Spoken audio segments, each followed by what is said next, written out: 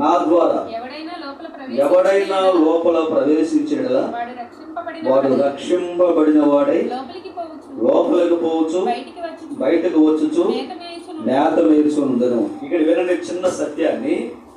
ద్వారము అంటే ఏంటి? తలుపు. ద్వారము అంటే ఏంటి? తలుపు. నీవు నేను రక్షింపబడ్డామంటే ఆయన తలుపు తెరిచాడు. అర్థమవుతుంది కదా? తలుపు తెరిచాడు, తలుపు తీశాడు, ఆయన ఆహ్వానించాడు, రండి లోపలికంటే అప్పుడు ఎవరో ఒకరి ద్వారా సువార్త విని మనం రక్షణ పొందాం, బాప్తిసం తీసుకున్నాం. ఆయన ద్వారం మూస్తే లోపలికి వెళ్ళడానికి అవకాశం ఎవరికి లేదు. గొర్రెల పోవు ద్వారము నేనే అన్నాడు. గొర్రెలము అంటే మనమే. గొర్రెలము అంటే ఎవరు? మనమే. అయితే ఆ ద్వారము నేనే అన్నాడు. ఆ ద్వారము నేనే. యేసయ్య మన హృదయం అనే తలుపుని తెరిచాడు.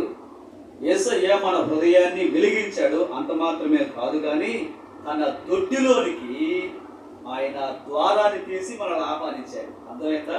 ఆయన దొడ్డి ఉంది. చూడండి, ఆ మాట కూడా లేఖనాలు రాయబడ్డాయి. 10వ అధ్యాయం చూడండి.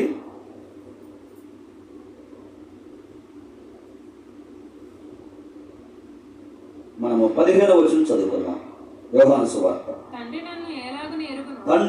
నన్ను ఎలాగు ఎరుగునో నేను తండ్రిని ఎలాగూ ఎరుగుదును, అలాగే నేను నా గొర్రెలను ఎరుగుదును. ఈ మాట ఎంత బాగుందంటే అసలు. తండ్రిని నేను ఎరుగుదును, తండ్రి నన్ను ఎరుగును, నా గొర్రెలని నేను ఎరుగుదును. అయితే నా గొర్రెలు నన్ను కూడా ఎరుగును. ఇప్పుడు అపవాది చాలాసార్లు వచ్చి కేకేశాడు. వాడి కేక వేరు, దేవుని కేక వేరు. దేవుని పిలుపు వేరు, దేవుని ప్రేమ వేరు, అపవాది ప్రమేయమే వేరు.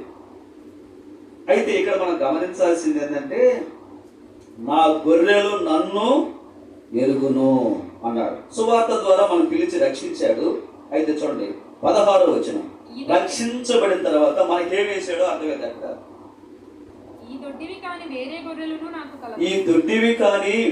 గొర్రెలను నాకు కలవు, వాటిని కూడా నేను తోడుకొని రావలను, అవి నా స్వరము వినును. అప్పుడు మంద ఒకటియు గొర్రెల కాపరి ఒక్కడును అగును.